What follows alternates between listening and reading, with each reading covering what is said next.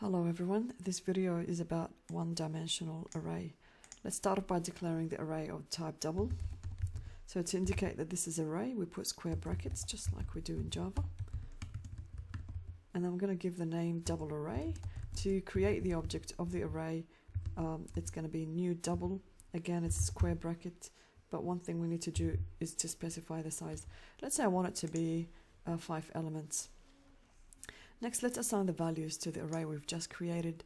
Now, these values can also come from the user, but let's just use hard-coded values. So at index 0, let's give 1.1 and semicolon that. And sorry, I'm just not able to. Okay. And at index 1, then we've got index 2, index 3, and index 4. So let's just change these values to kind of indicate we've made changes.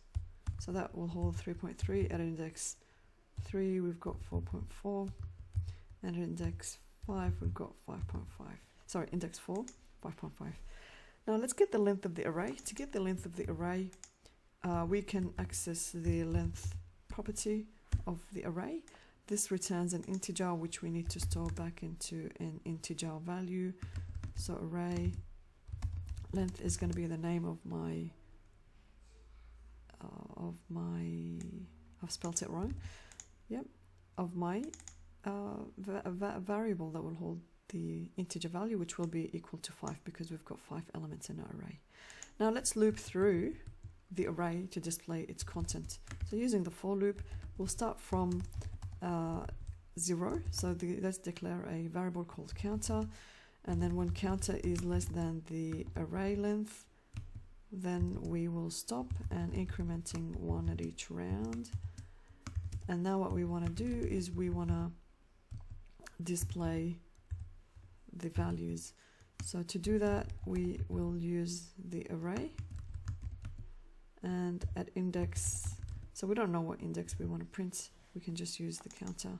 It will do 0, 1, 2, 3, 4, and then it will stop. Okay, so semicolon that. And for printing purposes, let's tell the user what's going on.